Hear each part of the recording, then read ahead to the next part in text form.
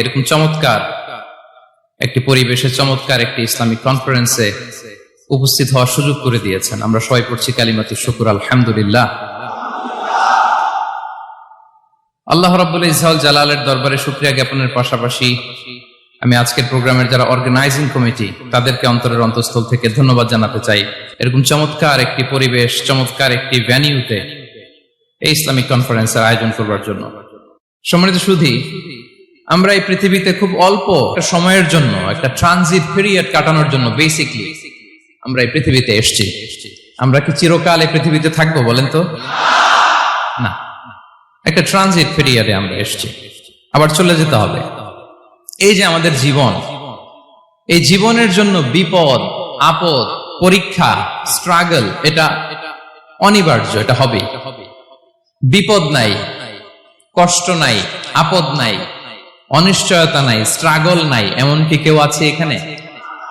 কেউ কি হাত তুলে বলতে পারবেন যে হুজুর আমার জীবনে কোনো বিপদ নাই, অথবা আমার জীবনে কোনো দুঃখ নাই, কষ্ট নাই, কোনো স্ট্রাগল নাই, কোনো রিস্ক নাই? এরকম সৌভাগ্যবান কেউ আছেন এখানে? তাহলে জীবনের জন্য পরীক্ষা এটা অনস্বীকার্য, হবেই হবে পরীক্ষা। পৃথিবীর জীবনটাই এমন, এভাবেই এই লাইফকে ডিজাইন করা হয়েছে। পরীক্ষা থাকবে, এখানে বিপদ থাকবে, এগুলো উত্তীর্ণ হয়ে আপনাকে যেতে হবে। চিরসুখ চির শান্তি এটাই পৃথিবীতে হয় না। চিরসুখ এবং চিরশান্তির জায়গা হচ্ছে জান্নাত। চিরসুখ এবং চিরশান্তি কোথায়? এটা জান্নাতের বৈশিষ্ট্য। চিরসুখ চিরশান্তি, টেনশন নাই, ঝামেলা নাই, পরীক্ষা নাই, বিপদ নাই, রিস্ক নাই, স্ট্রাগল নাই, এটা হচ্ছে দ্য ফিচার্স অফ জান্নাত, জান্নাতের ফিচার। কিন্তু সমস্যা বাদে তখন যখন জান্নাতের ফিচার আমরা দুনিয়ায় খুঁজি, যেটা পাবো আমরা জান্নাতে, এটা খুঁজি কোথায়?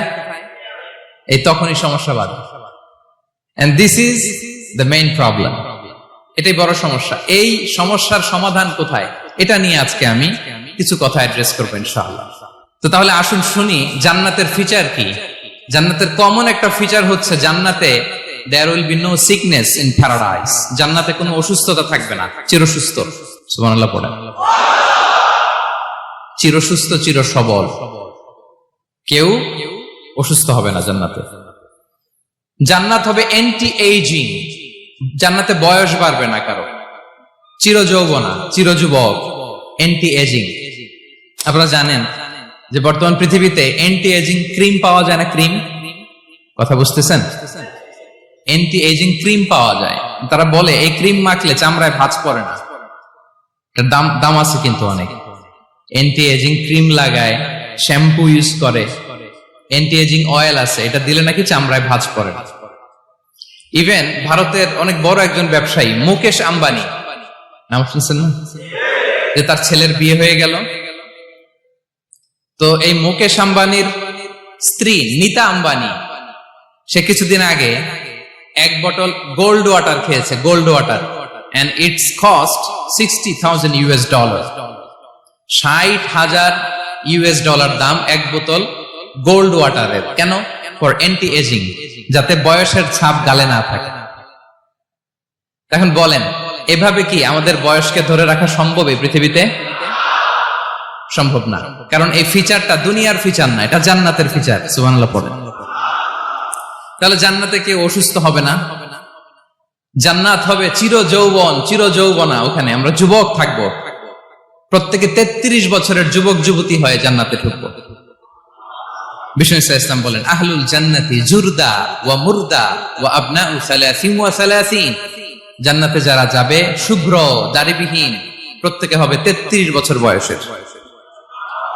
ওই যে 33 বছর বয়সে একবার ঢুকলেন, আর বয়স বাড়বে না, ওইটাই চিরকাল ওই বয়স পাবেন।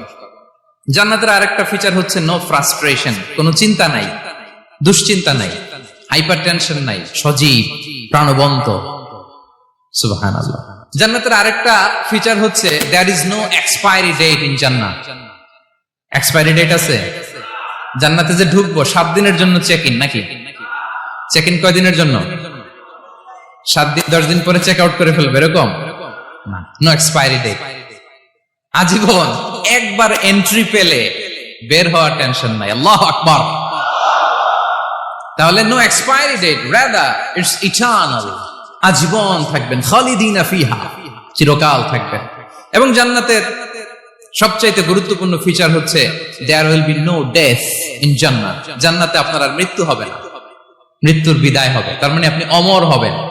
তাহলে আপনি চির সুস্থ, চির সবল হবেন জান্নাতে, চির যুবক থাকবেন, প্রাণবন্ত থাকবেন, আপনি অমর হবেন, আপনি জান্নাতে মরবেন না। জান্নাতীরা যখন জান্নাতে যাবে, ফেরেশতারা ডেকে বলবে, ইয়া আহলাল জান্নাতি ইন্না লাকুম আন তাসিহু ফালা তাসকামু আবাদা। জান্নাতীরা চিরকাল সুস্থ থাকবা, অসুস্থ হবা না। ইন্না লাকুম আন তাশিব্বু ফালা তাহরামু আবাদা। তোমরা শাবাব থাকবা, বুড়া হবা না। ওয়া ইন্না লাকুম আন তাহইয়াউ ফালা তামুতু আবাদা। চিরকাল বেঁচে থাকবা, মরবা না। এবং সেদিন জান্নাতে মৃত্যু দেয়া হবে, মৃত্যু দেয়া হবে। ইউতাল মাউতু বিকাবশিন আমলাহ। একটা ছাগলের আকৃতিতে মৃত্যুকে আনা হবে। ফায়ুযবাহুল মাউত, মৃত্যুকে জবাই দেয়া হবে। এবার জান্নাতীরা তাকিয়ে থাকবে, ফেরেশতারা বলবে, ইয়া আহলাল জান্নাতি খুলুদুন ফালা মাউত। হে জান্নাতীরা, চিরকাল এই জান্নাতে থাকবে। তাহলে জান্নাতের ফিচার পাইছেন? এখন কোন বোকা যদি এই ফিচার দুনিয়ায় খোঁজে, পাবে? পাবে না। কারণ দুনিয়ার ফিচার আলাদা। দুনিয়ার ফিচার কি? এই দুনিয়াতে বিপদ আসবে, কষ্ট আছে, দুনিয়াতে হতাশা আছে, ভয় আছে, অসুস্থতা আছে, বার্ধক্য আছে, এবং এই দুনিয়ার একটা এক্সপায়ারি ডেট আছে না? দ্য ডে ইউ ডাই, যেদিন আপনি মারা যাবেন, এটা আপনার এক্সপায়ারি ডেট। চলে যেতে হবে, চলে যেতে হবে। এই পৃথিবীতে মৃত্যুর অস্তিত্ব আছে। সবকিছু থমকে দিয়ে, আপনাকে চমকে দিয়ে মৃত্যু চলে আসবে, ঠিক কিনা বলেন? তাহলে এগুলো হচ্ছে দুনিয়ার ফিচার। এই দুনিয়াতে বিপদ আপদ, কষ্ট, ঝুঁকি, স্ট্রাগল, বার্ধক্য, অসুস্থতা, এগুলো নিয়ে আমাদেরকে টিকে থাকতে হয়। এটা দুনিয়ার ফিচার। মিলাই ফেললে হবে না। জান্নাতের ফিচার একটা, দুনিয়ার ফিচার আরেকটা। দুনিয়াতে কষ্ট থাকবে, বিপদ আপদ থাকবে। এই দুনিয়ার ফিচারটা আল্লাহ তাআলা কোরআনের একটা আয়াতে খুব চমৎকার ভাবে উল্লেখ করেছেন। সেটা দিয়েই আমি আলোচনা শুরু করেছি। আল্লাহ তাআলা ইরশাদ করছেন, ওয়ালা নাবলুওয়ান্নাকুম বিশাইইম মিনাল খাউফি ওয়াল জুই ওয়া নাকসিম মিনাল আমওয়ালি ওয়াল আনফুসি ওয়াস সামারাত ওয়া বাশশিরিস সাবিরিন। আল্লাহ তাআলা বলছেন, অবশ্যই অবশ্যই আমি তোমাদেরকে পরীক্ষা করব, ভয় দিয়ে, ক্ষুধা দিয়ে, সম্পদের ঘাটতি দিয়ে, আতঙ্ক দিয়ে, প্রাণনাশ দিয়ে, ফল ফসলের হানি দিয়ে পরীক্ষা করব। কিন্তু এই পরীক্ষায় যারা উত্তীর্ণ হবে, যারা সবর ইখতিয়ার করবে, ওয়াবাশশিরিস সাবিরিন, ধৈর্যশীলদের জন্যই হচ্ছে সুসংবাদ। আলহামদুলিল্লাহ পড়ে। তাহলে সম্মানিত সুধী, আমরা বুঝতে পারলাম এই পৃথিবীর ফিচার হচ্ছে এখানে বিপদ থাকবে, বিপদ ছাড়া কেউ থাকবে না। স্ট্রাগল থাকবে, কষ্ট থাকবে, ঝুঁকি থাকবে, রিস্ক থাকবে, এবং নানা ধরনের বিপদ আপদ দিয়ে আল্লাহ তাআলা আমাদেরকে পরীক্ষা করবেন। এটা মাস্ট। এটা আমাদের মাইন্ডসেটে নিয়ে নিতে হবে। মাইন্ডসেটে এটা ক্লিয়ার থাকতে হবে। চির সুখ, চির শান্তি এই দুনিয়াতে মিলবে। কোথায় মিলবে তাহলে এটা? তাহলে বিপদ আসবেই, আপদ আসবেই, পরীক্ষা থাকবেই আমাদের জীবনে। তবে ইন্টারেস্টিংলি মজার বিষয় হচ্ছে, পরীক্ষাটা এক একজনের এক এক রকম। পুরো পৃথিবীটা একটা পরীক্ষা ক্ষেত্র, কিন্তু কারো প্রশ্নপত্রের সাথে কারো প্রশ্নপত্রের কোনো মিল নাই। সুবহানাল্লাহ। আমার পরীক্ষা একরকম, আপনার পরীক্ষা আরেক রকম, ওই ভাইয়ের পরীক্ষা আরেক রকম, ওনারটা আরেক রকম। সবাই পরীক্ষার্থী, সবাই পরীক্ষার্থী, কিন্তু কারো প্রশ্নপত্রের সাথে কারো প্রশ্নপত্রের কোনো মিল নাই। কারোর জন্য পরীক্ষা হচ্ছে সে খুব অসুস্থ, প্রচন্ড অসুস্থতা, তার জন্য পরীক্ষা। ক্যান্সারের রোগী, দুরারোগ্য ব্যাধি, ডক্টর বলছে 4th স্টেজে চলে আসছে, কয়েক মাস বাঁচতে পারে, এটা তার জন্য পরীক্ষা। আবার কারো দেখবেন যে খুব একটা অসুস্থতা নাই, অসুস্থতার ঝামেলা নাই, কিন্তু তার দারিদ্রতা আছে, তার আর্থিক অনটন, এটা তার জন্য পরীক্ষা। আবার কারো দেখবেন অসুস্থতাও নাই, দারিদ্রতাও নাই, তার দাম্পত্য জীবনের সমস্যা আছে না নাই? অনেকের দেখবেন এগুলো কোনোটাই সমস্যা না, তার ছেলে কথা শোনে না, মাদকাসক্ত। আহা, মাদকাসক্ত, রিহ্যাবে পাঠায়, আবার আসে, আবার গাঁজা খাওয়া শুরু করে, আছে না নাই বলেন? দেখেন তার পরীক্ষাটা আবার আলাদা। অনেকের দেখবেন মেয়ে বাবার কথা শোনে না। আবার অনেকের দেখবেন যে ব্যবসায় সমস্যা, লসের পর লস, লাভ উঠাতে পারে না। তাহলে পরীক্ষা ছাড়া, বিপদ আপদ ছাড়া দুনিয়াতে কেউ নাই, কেউ নাই প্রিয় ভাইরা। এটা আমাদের মাথায় রাখতে হবে। পরীক্ষা আপনাকে দিতেই হবে, পরীক্ষা দিয়ে দিয়েই নিজেকে প্রমাণ করতে হবে। আর এক একজনের পরীক্ষাটা এক এক রকম, কারো পরীক্ষার সাথে কারো পরীক্ষার কোনো মিল থাকবে না। তো মাঝে মাঝে আমরা এটা ভুলে যাই। আল্লাহ তাআলা কালামে পাকে রিমাইন্ডার দিয়ে আমাদেরকে স্মরণ করিয়ে দিতে চান যে এই পৃথিবীতে আসলে তোমরা এসেছো পরীক্ষা দিতে। এটাই জীবনের বড় বাস্তবতা। আমাদের জীবনে যত হতাশা, আমাদের জীবন নিয়ে যত অভিযোগ, আমাদের মনে যত কষ্ট, আমাদের হৃদয়ের ভেতর যত অস্থিরতা, তার মূলে হচ্ছে এই সমস্যা যে আমরা ভুলেই গেছি আমরা পরীক্ষা দিতে আসছি।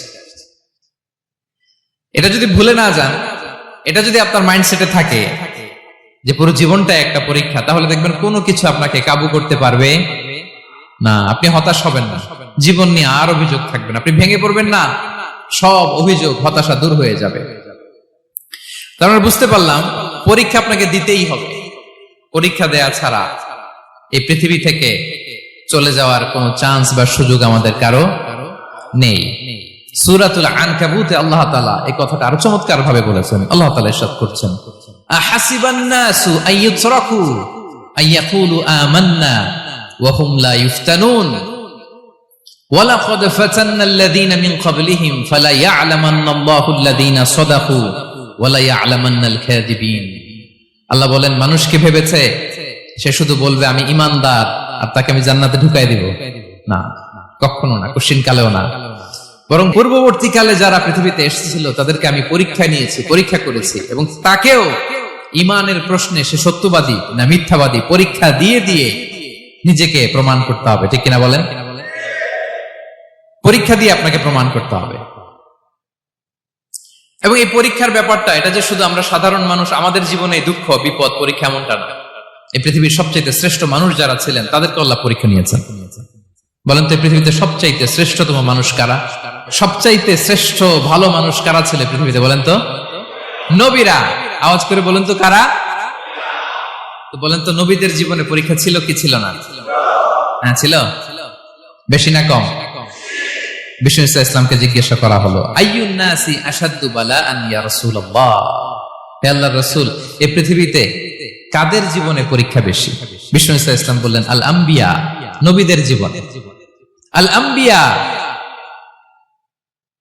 সুম্মাল আমসাল ফাল আমসাল, সবচাইতে জীবনে পরীক্ষার সম্মুখীন সবচাইতে বেশি হয়েছেন নবীরা। তারপরে নবীদের পরবর্তী অবস্থান যাদের, সিদ্দিকীন যারা, সোহাদা যারা, সালিহিন যারা, আল্লাহওয়ালা যারা, তাদের জীবনে পরীক্ষা বেশি। ইউবতালার রাজুলু আলা হাসাবি দীনি, ব্যক্তির দিনদারি যত বেশি তার জীবনে আল্লাহর পরীক্ষাও তত বেশি। আপনি আল্লাহওয়ালা হবেন, আপনার জীবনে পরীক্ষাও অনেক বেশি। এজন্য ইমানদার হওয়া যেমনি মর্যাদার, ইমানদারের জীবনে পরীক্ষাও হবে অনেক বেশি। এবং পরীক্ষা যত বড়, খেয়াল রাখতে হবে, মন খারাপ করার কোনো সুযোগ নেই। পরীক্ষা যার জীবনে যত বড়, সেটাতে সফল হতে পারলে ওটার প্রতিদানও বড়। পরীক্ষা যত বড়, এটাতে সাকসেস হইতে পারলে এটার রিওয়ার্ডও তত বড়। বিষ্ণু ইসলাম বলেন, ইযামুল জাযাই মা'a ইযামিল বালা, বালা যত বড় জাযাও তত বড়, প্রতিদানও তত বড়। আপনারা নবীদের জীবনে যদি খেয়াল করেন, দেখবেন যেই নবীর জীবনে পরীক্ষা যত বেশি, সেই নবীর জীবনে সফলতাও তত বেশি। সাইয়েদনা ইব্রাহিম আলাইহিস সালামের কথাটা একটু খেয়াল করেন তো, বলেন তো ওনার জীবনে পরীক্ষা কেমন ছিল? বেশি না কম? ওনার জীবনের পরীক্ষা থেকেই তো আমরা এই শব্দটা ব্যবহার করি। আমরা বলি অগ্নি পরীক্ষা। কি বলি?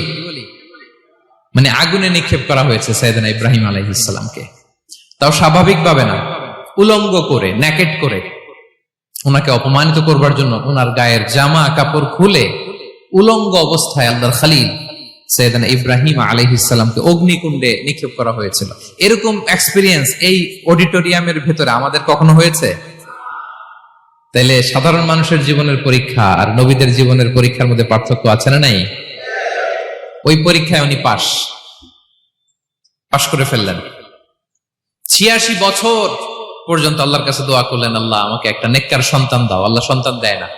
86 বছর পরে আল্লাহ তাআলা সাইয়েদনা ইব্রাহিম আলাইহিস সালাম এবং হাজারের ঘরকে উজালা করে সন্তান দিলেন।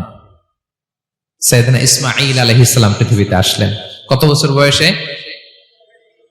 86 বছর বয়সের এখানে কেউ আছেন? হ্যাঁ, আছি আমরা? কেউ নাই। 86 বছর বয়সে প্রথম সন্তান পেয়েছে। তাদের ঘরকে উজালা করে আল্লাহর নবী সাইয়েদনা ইসমাঈল আলাইহিস সালাম আসলেন। এবার আল্লাহ বললেন, যাও স্ত্রীকে আর এই কলিজার টুকরা সন্তানকে থাকো তো প্যালেস্টাইনে, প্যালেস্টাইন থেকে ১,৫০০ কিলোমিটার দূর দ্য ব্যারেন ল্যান্ড, ওই মক্কার ধুধুমরু প্রান্তরে রেখে আসো, যেখানে কেউ নাই, মানুষ নাই, গাছ নাই, পাখি নাই, পানি নাই, যাও রেখে আসো। আচ্ছা বলেন তো, ৮৬ বছর পরে যে লোকটা সন্তান পেল, বুঝে শুনে উত্তর দিয়েন, ৮৬ বছর পরে যে লোকটাকে আল্লাহ তাআলা সন্তান দিল, তার হৃদয়ে ওই সন্তানের জন্য মায়া বেশি না কম? এমনি তো আমাদের প্রথম সন্তানের হিস্ট্রিটা একটু খেয়াল করেন তো। প্রথম আমাদের যে মেয়ে হয়েছিল বা যাদের ছেলে হয়েছিল, তার প্রতি আদর, সোহাগ, দরদ, ভালোবাসা, আহ্লাদ কত ছিল। আর ৮৬ বছর বয়স আল্লাহ তাআলা ওনাকে সন্তান দিলেন, দিয়ে বললেন, যাও হাজারকে আর ইসমাঈলকে মক্কার ধুধুমরু প্রান্তরে রেখে আস। আল্লাহ তাআলা বলতে দেরি, চলে যেতে দেরি নাই, মুহূর্তে উনি রওনা হয়ে গেলেন। সুবহানাল্লাহ পড়বেন না? রেখে আসলেন মক্কার ধুধুমরু প্রান্তরে। এবার আল্লাহ বললেন, যাও রিটার্ন ব্যাক টু প্যালেস্টাইন, প্যালেস্টাইনে চলে যাও। চলে গেলেন, হৃদয়টা ভেঙে খান খান। অনেক বছর পরে আল্লাহ তাআলা আবার অনুমতি দিলেন, যাও এবার ছেলেকে দেখে আসতে পারো, যাও প্যালেস্টাইন থেকে আবার মক্কায় যাও। সাইয়েদনা ইব্রাহিম আলাইহিস সালাম প্যালেস্টাইন থেকে আবার ১,৫০০ কিলোমিটার পথ পাড়ি দিয়ে, এখনকার মতো ফ্লাইটে যায় না, গাড়িতেও না, উটে করে, কিসে করে। উনি যে কতবার মক্কা থেকে ফিলিস্তিন এসেছেন আর গিয়েছেন, কোন ইয়ত্তা নাই, হিসাব নাই। গেলেন, এবার ছেলেটা হাঁটতে পারে, দৌড়াতে পারে, একটু একটু কথা বলতে পারে, আব্বু আব্বু ডাকতে পারে। কেমন মায়া লাগে বলেন তো? মায়া ভালোবাসায় যখন টইটম্বুর, ঠিক ওই মুহূর্তে আল্লাহ বললেন, ছেলেকে জবাই করো, জবাই করো ছেলেকে। আল্লাহ তাআলা বলতে দেরি করেছেন, আল্লাহর আদেশ পালনে ১ সেকেন্ডও তিনি দেরি করেন নাই। ছুরি চালালেন, জান্নাত থেকে দুম্বা নিয়ে আসা হলো। এভাবে আল্লাহর নবী ইব্রাহিম আলাইহিস সালাম ওনার জীবনের প্রতিটি ক্ষেত্রে যেখানে আল্লাহ তাআলা ওনাকে পরীক্ষা নিয়েছেন, উত্তীর্ণ হয়েছেন। এবং দেখেন ওনাকে আল্লাহ তাআলা কি উপহার দিলেন। আল্লাহ তাআলা ওনাকে খলিলুল্লাহ উপাধি দিলেন, আল্লাহর বন্ধু। সুবহানাল্লাহ বলেন। আল্লাহ তাআলা বলছেন, ওয়া ইযিবতালা ইব্রাহিম রাব্বুহু বিকালিমাতিন ফাআতাম্মাহুন ক্বালা ইন্নী জাঈলুকা লিন-নাসি ইমামা। আল্লাহ অনেকগুলো পরীক্ষা নিয়েছিলেন সাইয়েদনা ইব্রাহিম আলাইহিস সালাম, প্রতিটা পরীক্ষায় সাকসেসফুলি পাস করেছেন, গোল্ডেন এ প্লাস। আল্লাহ বলেন, ইন্নী জাঈলুকা লিন-নাসি ইমামা, I'm gonna make you the leader for the entire human being. I'm gonna appoint you as a leader for the entire universe. গোটা বিশ্বের জন্য, গোটা মানবতার জন্য আমি তোমাকে লিডার বানায় দিলাম। ইযমুল জাযাই মা'a ইযমিল বালা। পরীক্ষা যত বড়, ওই পরীক্ষায় পাশ করলে ওইটার ফলাফল ও প্রতিদানও বড়। তাহলে দেখেন প্রিয় ভাইরা, সাইয়েদনা ইব্রাহিম আলাইহিস সালামের জীবনে পরীক্ষার কোনো শেষ ছিল না। আমি আপনি কোথায়? আল্লাহর খলিলের জীবনে যদি এত পরীক্ষা থাকতে পারে, আমি আপনি কোথায় বলেন তো? এবার বলেন, সাইয়েদনা মূসা আলাইহিস সালাম, ওনার জীবনে তো কোনো পরীক্ষার ছিল না। হ্যাঁ, গুণে শেষ করতে পারবেন? জন্মটাই তো হয়েছে পরীক্ষার মধ্য দিয়ে। মিশরের ছেলে সন্তান হইলে ফেরাউন বলছে জবাই করো, ওনার মা এরকম সিন্ধুকে করে ভাসায় দিলেন নীল নদীতে। আল্লাহু আকবার! কি একটা রোমাঞ্চকর পরিস্থিতির মধ্য দিয়ে আল্লাহ তাআলা ওনাকে বাঁচালেন। সুবহানাল্লাহ। জন্মই হয়েছে পরীক্ষার মধ্যে দিয়ে। বড় হইলেন, ফেরাউনের ভয়ে দেশ ত্যাগ করলেন, মিশর থেকে মাদিয়ান। আবার আল্লাহর আদেশে যখন ফিরে আসলেন, আবার ফেরাউনের সাথে তর্ক বিতর্ক, যুদ্ধ। একটা রাত আল্লাহ নবী মুসা আলাইহিস সালাম শান্তি মতো মিশরে ঘুমাতে পারে নাই একটা রাত। শেষ পর্যন্ত এই ফেরাউন মুসা আলাইহিস সালামকে ধাওয়া করেছে, ফেরাউনের ধ্বংসের আগ পর্যন্ত সে মুসা আলাইহিস সালামকে ধাওয়া করেছে। তার মানে মুসা আলাইহিস সালাম এই বিপদ আপদ পরীক্ষা এগুলো থেকে মুক্তি পান নাই। এবার বলেন ঈসা আলাইহিস সালামের কথা, উনার জীবনে তার পরীক্ষা ছিল না? কি পরীক্ষা ছিল? হ্যাঁ, আল্লাহু আকবার। Same scenario goes to the biography of every messenger in the world. পৃথিবীর সব নবীর ক্ষেত্রে একই ঘটনা ঘটেছে। সাইয়েদনা ঈসা আলাইহিস সালাম দাওয়াত যখন দিলেন, ওনার বিরোধিতা শুরু হলো, ওনাকে হত্যার ষড়যন্ত্র হলো, ইভেন কি ওনাকে মারার জন্য বনি ইসরায়েলেরা উদ্ধত হলো, জানে বাঁচবার জন্য পালালেন, এক ঘরে ঢুকলেন, চারদিক দিয়ে ঘেরাও করলো, উনি দরজা জানালা লাগাই দিলেন। ওরা বললো একজন দরজা ভেঙে জানালা ভেঙে ভিতরে ঢুকো, ঢুকে দেখো বেটা ঈসা কি করে। একজন ভিতরে ঢুকছে, ঢুকার সাথে সাথে বল রাফাআহুল্লাহু ইলাইহি, আল্লাহ তাআলা ঈসা আলাইহিস সালামকে উপরে উঠায় নিল। আর যেই লোকটাকে তারা ভিতরে ঢুকালো তার চেহারাকে আল্লাহ তাআলা ঈসা আলাইহিস সালামের চেহারার মতো করে দিলেন। এবার তার বাইরের সাথীরা বলে ঘটনা কি, বেটা ঈসাও বেরোয় না, আমাদের লোকটাও বেরোয় না, সবাই ঢুক। দরজা ভেঙে ভেতরে ঢুকে দেখে ঈসা দাঁড়ায় আছে। বলেন তো এটা ঈসা না মিসা? এটা কি আসল ঈসা? ওমা কতালু ওমা সলাবু ওয়ালাকিন শুব্বিহা লাহুম। আল্লাহ বলে তোমরা আমার নবী ঈসাকে হত্যাও করতে পারো নাই, শুলেও চড়াতে পারো নাই, আমি সেফটি সিকিউরিটি দিয়ে আমার নবী ঈসা আলাইহিস সালামকে আকাশে তুলে নিয়েছি। তাহলে ওনার জীবনও পরীক্ষার শেষ ছিল না। এবার যদি আমরা বিশ্বনবী সাল্লাল্লাহু আলাইহি ওয়াসাল্লামের জীবনের দিকে তাকাই, ওনার জীবনটা দেখেন তো।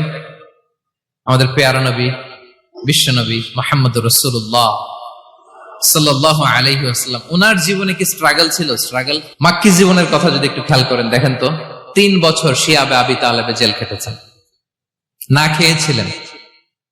ওনার বংশের লোকেরা প্রথমে ছাগল খেয়েছে, ছাগলগুলো যখন শেষ, ছাগলের চামড়াগুলো শুকিয়ে ওইটা খাইছে।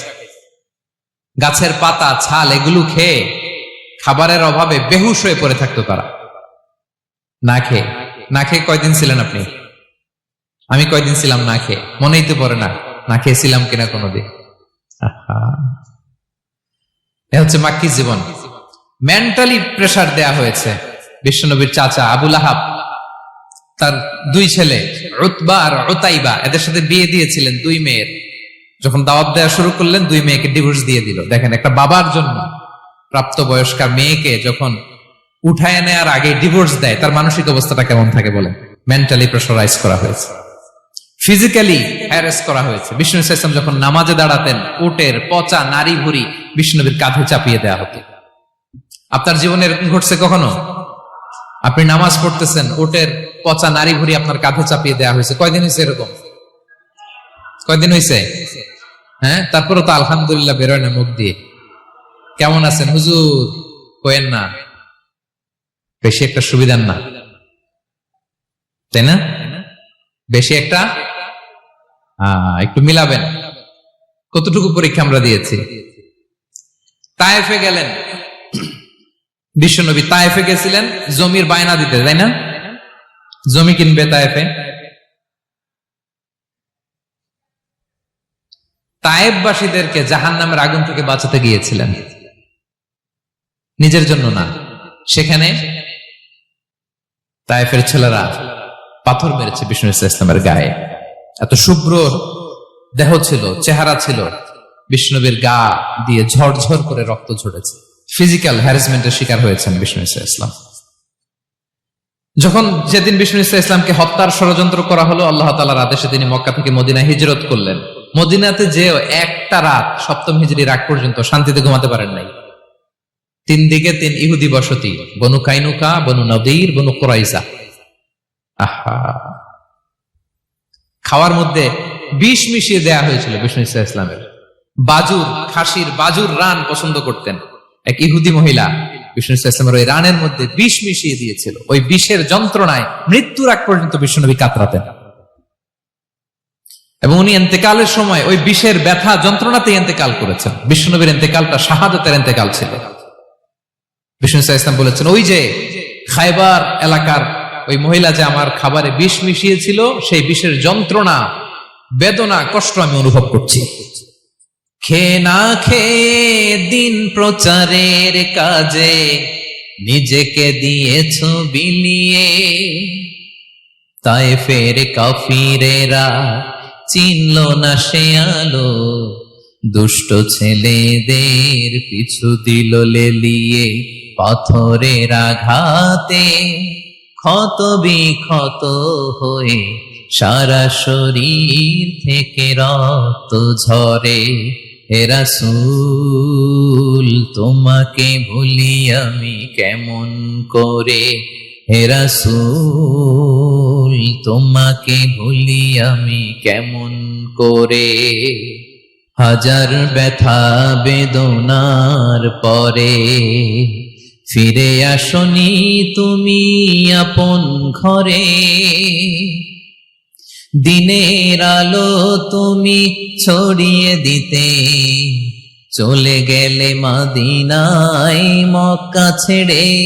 হে রাসূল তোমাকে ভুলি আমি কেমন করে, হে রাসূল তোমাকে ভুলি আমি কেমন করে। ঠিক কিনা বলেন? একটা রাত শান্তির ঘুম তিনি দিতে পারেন নাই। প্রিয় ভাইরা, তাহলে আমরা কি বুঝলাম? বিশ্বনবীর জীবনও পরীক্ষা ছিল কি ছিল না? আমাদের উপায় আছে? আমরা বাঁচতে পারবো এই বিপদ আপদ পরীক্ষা ঝঞ্ঝাল থেকে? বাঁচতে চাইলেও বাঁচতে পারবো? পারবো না। ইমাম মালিক আলাইহি রাহমা নাম শুনেছেন? ইমাম মালিক, ওনার জ্ঞান থেকে লাখো লাখো মানুষ উপকৃত হয়েছে, কোটি কোটি মানুষ উপকৃত হয়েছে।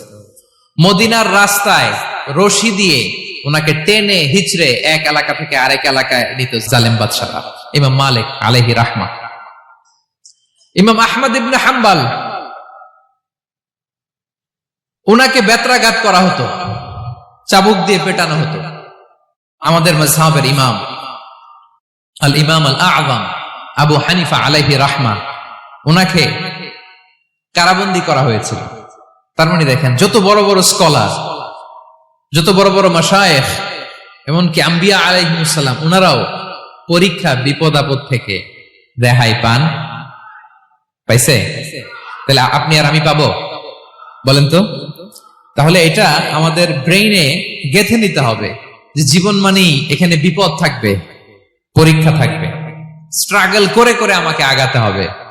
কেউ আমার জন্য রেড কার্পেট বিছিয়ে রাখবে না। এই জীবনটা বড় জটিল। This is life, how it's design. এভাবেই পৃথিবীকে ডিজাইন করা হয়েছে। এখানে বিপদ আছে, কষ্ট আছে। এই পরীক্ষা দিয়ে দিয়ে আপনাকে উত্তীর্ণ হতে হবে। বুঝতে পেরেছেন প্রিয় ভাইরা? নাও দ্য কোশ্চেন অ্যারাইজ, এখন প্রশ্ন হচ্ছে, কেন আল্লাহ এই পরীক্ষা নেন? কেন?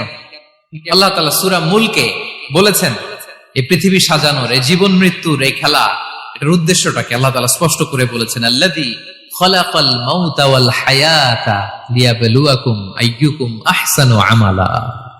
জীবন মৃত্যু দিয়ে তোমাদের জীবনকে সাজানো হয়েছে এজন্য, যাতে করে তিনি তোমাদের পরীক্ষা করতে পারেন। কি করতে পারেন? তোমাদের মধ্যে কে সৎকর্মে অগ্রগামী, কে কাজে ভালো, আমলে ভালো, এটা দেখার জন্য। বেসিকলি আল্লাহর দেখার প্রয়োজন নাই, আমাদেরকে দেখানোর জন্য এই পরীক্ষার আয়োজন। আমি ভালো করবো না খারাপ করবো এটা আল্লাহ জানে না? তো ওনার পরীক্ষা করা লাগে কেন? কথা বলেন। আমি জান্নাতি না জাহান্নামী এটা আল্লাহ জানেন না? বেসিকলি আমাদেরকে জানানোর জন্য এই পরীক্ষার আয়োজন। কাদেরকে জানানোর জন্য? মানে তুমি জেনে যাও তুমি জান্নাতি না জাহান্নামী। আমি ভালো করেই জানি। একটা ছোট্ট উদাহরণ দিলে বুঝতে পারবেন প্রিয় ভাইয়েরা। ধরেন আল্লাহ তাআলা দুইজনকে সৃষ্টি করলেন। উদাহরণস্বরূপ একজনের নাম আব্দুল্লাহ, আরেকজনের নাম আব্দুর রহমান। সৃষ্টির পরে আব্দুল্লাহকে বললেন, আব্দুল্লাহ আমি জানি তুমি পৃথিবীতে 50 বছর হায়াত পাইতা, খুব ভালো কাজ করতে, তুমি দুনিয়াতে অনেক ভালো কাজ করতে, এটা আমি আগেই জানি। আমার অসীম জ্ঞান বলে আমি আগে থেকেই জানি। তো যাও, তোমার এইমাত্র সৃষ্টি করলাম, যাও তুমি জান্নাতে ঢুকে যাও, কারণ আমি জানি তুমি জান্নাতি হবে। আচ্ছা, আর আব্দুর রহমান তুমি পৃথিবীতে খুব খারাপ কাজ করতে, এটা আমি জানতাম। তোমারে পাঠাইলে খারাপ কাজ করবা, তুমি সীমা লঙ্ঘন করবা, অন্যায় করবা, অপরাধ করবা, তুমি জাহান্নামী হবা। যাও, সেটা আমি জানি, পরীক্ষার আর দরকার নেই, তোমারে জাহান্নাম দিয়ে দিলাম, যাও ঢুকে যাও।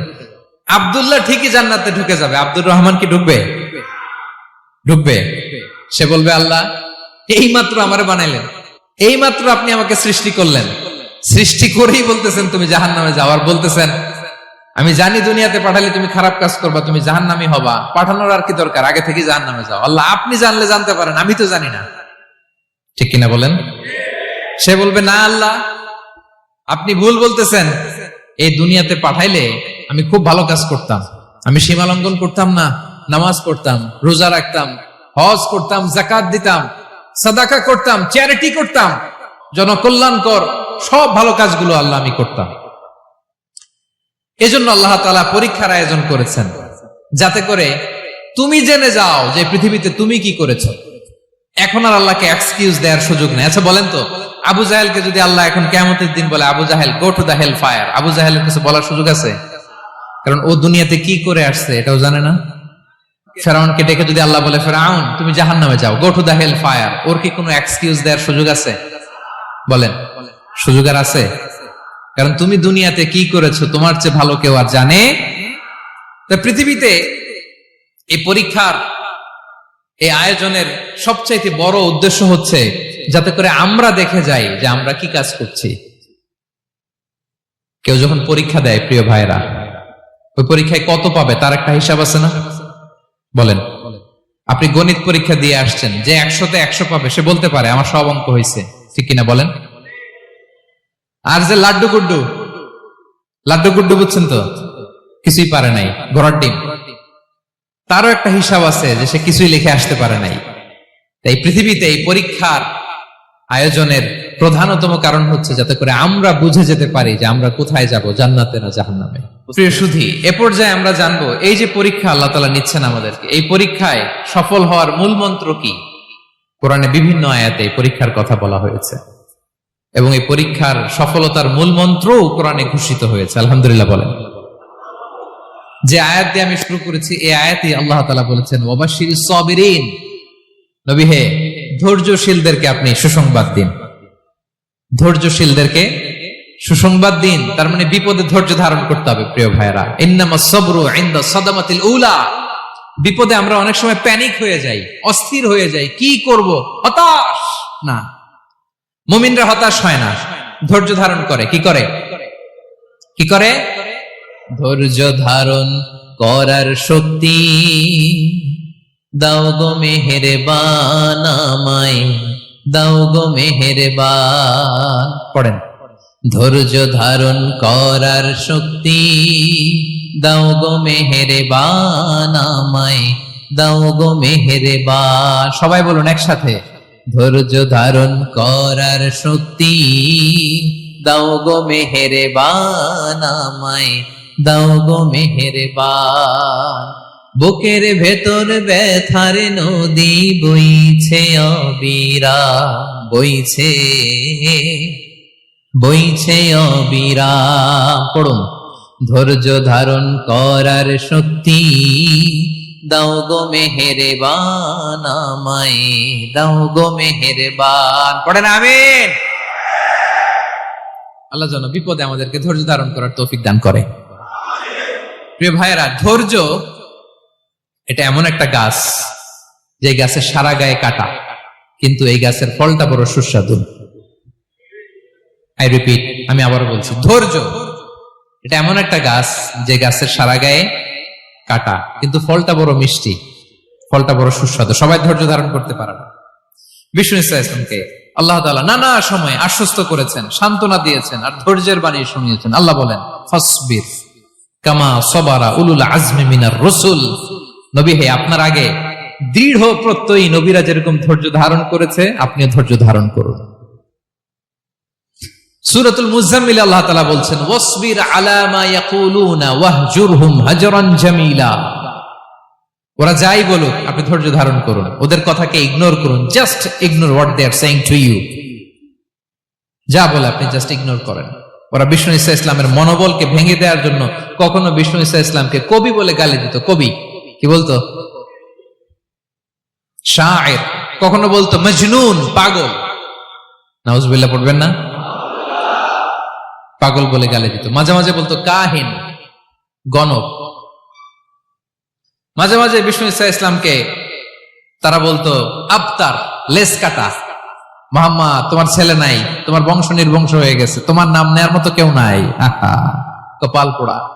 গোটা বিশ্বব্যাপী বিষ্ণু ঈসা ইসলামের সুনাম সুখ্যাতি ছড়িয়ে দিয়েছে কে? আকাশ বাতাস মাড়িয়ে, সাত আকাশ ছাড়িয়ে আল্লাহর আরশ পর্যন্ত আল্লাহ তাআলা বিষ্ণুনবীর সুনাম সুখ্যাতিকে সৌচ্চ করেছেন, ঠিক কিনা বলেন? ইগনোর করুন, আপনাকে কবি বলে, গণক বলে, আপনাকে পাগল বলে, আপনাকে লেসকাটা বলে, জাস্ট ইগনোর দেন। বর্তমান সময়েও নানা ধরনের ট্যাগ আমাদেরকেও দেয় কি দেয় না বলেন? দেয়। আমাদেরকে কি বলে? মৌলবাদী বলে, বলে বলে ওই যে রাজাকার বলে। রাজাকার রাজাকার খেলার দিন শেষ। মন মতো হইলে মুক্তিযোদ্ধা, মন মতো না হইলে রাজাকার, এই দিন শেষ। ওই দিন আর নাই, এই কার্ড দিয়ে আর খেলার দিন নাই। এগুলো মানুষ আর খায় না এখন, এগুলো গিলে না আর। সাধারণ মানুষ বড্ড সচেতন। দেখেন কালের বিবর্তনে, সময়ের আবর্তনে একই পরিক্রমা আমাদেরকেও ট্যাগিং করে, আমাদেরকে মৌলবাদী বলে, ব্যাকডেটেড বলে, রাজাকার বলে, জঙ্গি বলে, যুদ্ধাপরাধী বলে। আছে না এরকম? ওয়াসবির আলা মা ইয়াকুলুন, নিজের সাথে মিলায় নেন, যা বলে ধৈর্য ধারণ করো। ওয়াহজুরহুম হাজরান জামিলা, জাস্ট ইগনোর দেন, ভালোভাবে ইগনোর করেন, খালাস, সালাম দিয়ে কেটে পড়েন। তাহলে প্রিয় ভাইরা, এই বিপদ আপদ আমাদের পিছু ছাড়বে না, পিছু ছাড়বে না। নবীদের পিছু ছাড়ে নাই, আমরা কোথায়? আমরা আর কি? বিপদ আমাদেরকে ধৈর্য ধারণ করতে হবে, মনোবল হারাইলে হবে না। দেখেন বিশ্বনবী কিভাবে আপনাদেরকে সান্ত্বনা দেয়। বিশ্বনবী বলেন, আজাবান লি আমরিল মুমিন, মুমিনের ব্যাপারটা বড় আশ্চর্যজনক। ফাইন্না আমরাহু কুল্লাহু লাহু খাইর, মুমিনের জীবনে যা ঘটে সবটাই খাইর, সবটাই কল্যাণ। ইন আসাবাতহু সাররাউ শাকারা ফাকানা খাইরাল্লাহ ওয়া ইন আসাবাতহু দাররাউ সাবারা ফাকানা খাইরাল্লাহ।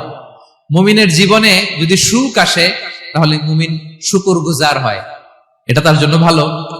আর যদি মুমিন জীবনে দুঃখ আসে তাহলে সে সবর ইখতিয়ার করে, এটাও তার জন্য ভালো। সুবহানাল্লাহ। তাহলে দেখেন, আমরা হয় সুখে থাকি নয় দুঃখে থাকি, ঠিক কিনা বলেন? তাহলে সুখের সময় আমরা শুকর করি, কি করি? শুকরগুজার হই। শুকরিয়া করাও একটা ইবাদত, শুকরিয়া করাও কি? আর দুঃখের সময় আমরা সবর করি, সবর করাটাও একটা। তাহলে আমাদের পুরো জীবনটাই ইবাদত, পুরো জীবনটাই সুখের সময় শুকর আর দুঃখের সময় সবর। আওয়াজ করে বলেন, সুখের সময় শুকর আর দুঃখের সময়। এই দুই ইবাদত মুমিন জীবনে চলমান, কন্টিনিউয়াস, একটা উইন উইন সিচুয়েশন। কি বলেন? উইন উইন হয়ে গেল না? যেই পরিস্থিতিতেই থাকে আমাদের জন্য লাভ। আল্লাহু আকবার। তাহলে প্রিয় ভাইরা, এটাই জীবনের বাস্তবতা। সবর আমাদেরকে ইখতিয়ার করতে হবে, হতাশ হওয়া যাবে না। অনেকে আমরা অল্পতে হতাশ হই। এই যে আমরা ধৈর্য ধারণ করছি, এর ফল পাচ্ছি না। দীর্ঘ দেড় দশক ধরে ধৈর্য ধারণ করছেন না আপনারা? এখন মুক্তি, স্বাধীনতা, বিজয় এনে দিয়েছে কে? ধৈর্য ধারণ করুন। ধৈর্যের যে ফলাফল, এটা বড় মিষ্টি। ধৈর্য এমন একটা গাছ, এই গাছের সারা গায়ে কাটা, কিন্তু এর ফলটা বড় সুস্বাদু, এর ফলটা বড় মিষ্টি। ধৈর্য ধারণ করার অভ্যাস করতে হবে প্রিয় ভাইরা। মুমিন হতাশ হয় না, হাল ছেড়ে দেয় না। মুমিন ভরসা রাখে একজনের উপর, তিনি কে? লা তাইআসু মির রাউহিল্লাহ ইন্নাহু লা ইয়াইআসু মির রাউহিল্লাহি ইল্লাল কওমুল কাফিরুন। আল্লাহর রহ থেকে, রহম থেকে নিরাশ হয়ে যাও না। কাফির ছাড়া, অকৃতজ্ঞ ছাড়া কেউ আল্লাহর রহ থেকে, আশা থেকে নিরাশ হয় না। শয়তানের সবচেয়ে বড় মিশন হলো আমাদেরকে হতাশ বানানো, এটা খেয়াল রাখবেন। শয়তানের সবচাইতে বড় মিশন কি? আমাদেরকে হতাশ করে দেয়া। হতাশ বানাইতে পারলে সে সাকসেসফুল, খুশি। কিন্তু আমরা এত সহজে হতাশ হই না, আমরা নিরাশ হই না, আমরা বিপদে হাল ছেড়ে দেই না। আমরা ভরসা রাখি এক মহান সত্তার উপর, তিনি কে? মনে থাকবে? বিপদ আসলে ভেঙে পড়বেন? ভিসা না হইলে কান্নাকাটি শুরু করবেন, ব্যবসায় লস হইলে হাউমাউ, হ্যাঁ, দেশ থেকে কোনো দুঃসংবাদ আসলে হতাশ হবেন, ভেঙে পড়বেন। ধৈর্য ধারণ করব আমরা। আওয়াজ করে বলেন, আমরা কি করব? সবর। বিপদ ট্যাকেল দেওয়ার প্রথম স্টেপ হচ্ছে সবর। ধৈর্য ধারণ করতে হবে। অবশ্যই সাবিরিন, ধৈর্যশীলদেরকে সুসংবাদ দাও। বিপদ থেকে বাঁচার দ্বিতীয় স্টেপ হচ্ছে এই বিপদ থেকে উত্তরণের চেষ্টা করতে হবে। কন্টিনিউয়াস প্রচেষ্টা চালিয়ে যেতে হবে। ওয়াল্লাযীনা জাহাদু ফিনা লানাহদিয়ান্নাহুম সুবুলানা, যারা আমার রাস্তায় চেষ্টা করে, প্রচেষ্টা করে, স্ট্রাগল করে, তাদেরকে আমি পথ দেখিয়ে দেই, সুবুল দেখিয়ে দেই, ওয়ে আউট দেখায় দেই, এক্সিট দেখায় দেই। কোথাও আটকাবেন না আপনি, আপনাকে এক্সিট দেখাই দিবে কে? মালয়েশিয়াতে কেলুয়ার বলে না, কেলুয়ার কি বলে চেনেন? কেলুয়ার মানে কি? এক্সিট। এক্সিট পেয়ে যাবেন, আটকাবেন না আপনি জীবনে কোথাও। 3 নাম্বার, আল্লাহর উপর তাওয়াক্কুল করতে হবে বিপদ আসলে। ওমাইয়া তাওয়াক্কাল আলাল্লাহি ফাহুয়া হাসবুহ, আল্লাহর উপর যে তাওয়াক্কুল করে আল্লাহই তার জন্য যথেষ্ট হয়ে যায়। তাহলে বিপদে প্রিয় ভাইরা আমরা প্যানিক হব না, ধৈর্য ধারণ করব, বিপদ থেকে উত্তরণের সর্বোচ্চ প্রচেষ্টা চালিয়ে যাব, আর ভরসা রাখবো একজনের উপর, তিনি কে? আর বিপদ আসলে এটাকে নেগেটিভলি নেবেন না সবসময়। বিপদ আপদ এটা অনেক পজিটিভ ভালো জিনিস আমাদের জীবনে বয়ে নিয়ে আসে। শাইখুল ইসলাম ইবনু তাইমিয়া আলাইহি রাহমা উনি বলতেন, খুব দামি কথা, খুব হেভি ওয়েট কথা, মনোযোগ দিয়ে শুনুন। তিনি বলতেন, যে নেয়ামত তোমাকে আল্লাহ থেকে দূরে সরায়, ওই নেয়ামতের চেয়ে বিপদ ভালো যে বিপদ তোমাকে আল্লাহর দিকে ধাবিত করে। আই রিপিট, আমি আবারও বলি, যে নাজ নেয়ামত তোমাকে আল্লাহ থেকে দূরে সরিয়ে দেয়, সে নাজ নেয়ামতের চেয়ে ওই বিপদ আপদ ভালো যে বিপদ আপদ তোমাকে আল্লাহর কাছে টেনে দেয়। তাহলে বিপদ আপদ আসলে আপনি হতাশ হবেন? আর কখনো দুঃখ করবেন? মোয়ারের ভাইয়েরা, আর মন খারাপ করবেন? আপনি খেয়াল করে দেখেন, বিপদ আসলে আমরা আল্লাহরে ডাকি বেশি। যখন অসুস্থ আপনি খেয়াল করেন তো, আল্লাহ আল্লাহ তুমি ছাড়া বাঁচানোর কেউ নাই, আল্লাহ আল্লাহ তুমি হেফাজত করো, আল্লাহ তুমি সুস্থ করে দাও। যখন লাইফ থ্রেট, দেখেন আপনি গুম হয়ে যেতে পারেন, আপনার কারাবন্দি করতে পারে, এরকম একটা বিপদের মধ্যে আছেন, তখন খেয়াল করেন তো আল্লাহর সাথে আপনার কানেক্টিভিটি, রিলেশনশিপটা কতটা ডেভেলপ হয়। বিপদে পড়লে আমরা আল্লাহরে ডাকি বেশি। তাহলে বিপদ আপদেরও কিছু পজিটিভ সাইড বা দিক আমাদের জীবনে আছে না নাই? অনেক পজিটিভ দিক আছে, কয়েকটা শেয়ার করি। 1 নাম্বার, আল্লাহ 1 নাম্বার পজিটিভ সাইড তো বললাম, ইমাম ইবনু তাইমিয়া যেটা বললেন। এরপরে হচ্ছে মাঝে মাঝে আল্লাহ তাআলা আমাদের মর্যাদাকে আপগ্রেড করতে চায়, এলিভেট করতে চায়। আপনি ধরেন কোন একটা এয়ারলাইন্সের রেগুলার প্যাসেঞ্জার টিকিট কাটেন, মাঝে মাঝে হঠাৎ করে দেখবেন কাউন্টারে গেলে তারা বলে you are upgraded to business class, অথবা you are upgraded to first class. যেহেতু রেগুলার প্যাসেঞ্জার, অনেক মাইলস জমা হয়েছে, আপগ্রেড করে দেয়। আল্লাহ তাআলা মাঝে মাঝে চায় তিনি আমাদের মর্যাদাকে, র্যাঙ্ক, এটাকে আপগ্রেড করবেন, কিন্তু আমার যে আমল আখলাকের অবস্থা, ওইটা দিয়ে ওই আপগ্রেড র্যাঙ্কে যাওয়ার সুযোগ নাই। বুঝতেছেন কথা? আল্লাহ চায় আমার লেভেল একটু আপ করতে, কিন্তু আমার আমলের যে অবস্থা, এতে আমি ওখানে যাই না। তখন আল্লাহ কিছু বিপদ আপদ দিয়ে, পরীক্ষা দিয়ে বান্দাকে টেস্ট করে। ওই পরীক্ষায় যদি উত্তীর্ণ হন, সাথে সাথে আল্লাহ তাআলা আপনার লেভেল বা র্যাঙ্ক আপগ্রেড করে দেয়। সুবহানাল্লাহ পড়বেন না? তাহলে লাভ না লস? আওয়াজ করে বলেন, লাভ না লস? মুমিন জীবনের সব লাভ। যত বিপদ আপদ আপনাকে স্পর্শ করে, প্রতিটাতেই আপনার জন্য কল্যাণ। বিষ্ণু ইসলাম বলেন, মা ইউসিবুল মুসলিমা মিন নাসাবিন ওয়ালা ওয়াসাবিন ওয়ালা হাম্মিন ওয়ালা হুজনিন ওয়ালা আযান ওয়ালা গাম্মিন হাত্তা শাওকাতি ইউশাকুহা ইল্লা কাফারাল্লাহু বিহা খাতায়া। আপনার জীবনে যত দুঃখ, যত যন্ত্রণা, যত টেনশন, যত অ্যাংজাইটি, যত ইনজুরি, এমনকি গোলাপ ফুল পাড়তে যে ওখানে যে কাটা বাঁধছে, বরই খেতে যে বরই গাছে ওঠার পর যে একটা কাঁটা বিঁধছে আপনার হাতে, এর কারণে আল্লাহ তাআলা আপনার গুনাহ মাফ করে দেয়। সুবহানাল্লাহ। তাহলে বিপদ আপদ দিয়ে আল্লাহ বান্দার মর্যাদাকে আপগ্রেড করে। বিপদ আপদে ফেলে আল্লাহ তাআলা বান্দার পাপ মোচন করে। বিপদ আপদ দিয়ে আল্লাহ তাআলা বান্দার শাস্তি মওকুফ করে। এমন পাপ করছেন এটার জন্য শাস্তি বরাদ্দ হয়ে গেছে, কিন্তু আল্লাহ তাআলা ওই শাস্তি থেকে মাঝে মাঝে আপনাকে বাঁচাতে চায়, তখন কিছু বিপদ দিয়ে বান্দারে পরীক্ষা করে। উত্তীর্ণ হলেই আল্লাহ তাআলা ওই শাস্তিকে মওকুফ করে দেয়। তাহলে আসুন সামারি করি, পুরো আলোচনাটার সামারি করি।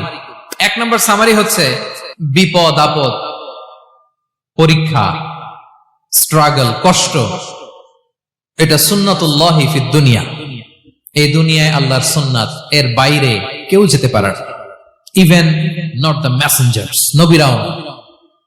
আজকের আলোচনায় শুনছেন না নবীদের জীবন দিয়ে কি গেছে, ups and downs, test and trial, নবীরাও না।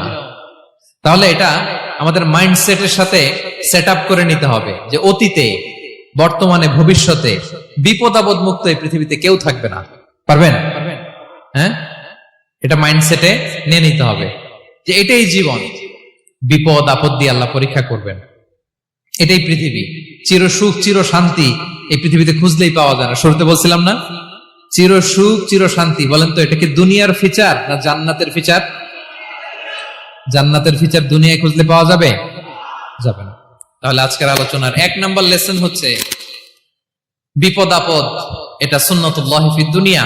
এই দুনিয়া আল্লাহর সুন্নাত, এটা থেকে মুক্তি পাওয়ার কোনো সুযোগ নাই, নবীরাও পায় নাই। 2 নম্বর লেসন, বাঁচার যেহেতু সুযোগ নাই, we have to face it with patience, intellect and tawakkul. বিপদে অস্থির হওয়া যাবে না, এটাকে ফেস করতে হবে উইথ পেশেন্স, ধৈর্যের সাথে। বিপদ আমরা মোকাবেলা করব কিসের সাথে? ধৈর্য। প্যানিক হবেন না, অস্থির হবেন না, ধৈর্য ধারণ করবেন উইথ ইন্টেলেক্ট। আল্লাহর দেয়া আপনার ইন্টেলেক্ট খাটিয়ে এই বিপদ উত্তরণের সর্বান্তকরণের চেষ্টা প্রচেষ্টা আপনার চালায় যেতে হবে। আর সবশেষে আত-তাওয়াক্কুল আলাল্লাহ, ডিপেন্ডিং অন আল্লাহ, ভরসা করব কার উপর? আল্লাহর উপর। পারা যাবে তো? আচ্ছা, 2টা লেসন গেল। 3 নম্বর লেসন হচ্ছে আমাদের ছেলে মেয়েদেরকে we have to educate our child regarding the test and trial in this dunya. দুনিয়ার এই বিপদ আপদের ব্যাপারে আমাদের ছেলে মেয়েদেরকে শেখাতে হবে, বোঝাতে হবে।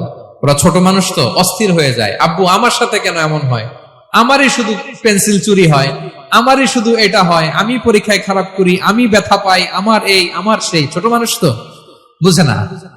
ওরা বুঝাইতে হবে যে বাবা, this is the essence of life, এটাই জীবন, এটাই কি এই লাইফ হ্যাকস গুলো তাদেরকে শেখাইতে হবে। ডোন্ট বি প্যানিক, প্যানিক হওয়া যাবে না। This is how life is design, এটাই জীবন। বিপদ আপদ আসবে, এটাকে মেনে নিতে হবে, ছেলে মেয়েদেরকে শিখাইতে হবে, তাহলে তারাও প্যানিক হবে না। পারবেন তো ইনশাআল্লাহ? আচ্ছা, 4 নম্বর লেসন হচ্ছে যেটা আমরা জানলাম, এই বিপদ আপদ সবসময় আমাদের জন্য খারাপ না। সামটাইমস ইট ব্রিংস খায়ের for us if dealt properly. ঠিক মতো বিপদকে ডিল করতে পারলে এটা আসলে আমার জন্য আখেরে কল্যাণই বয়ে নিয়ে আসে। কি বলেন, তাই না?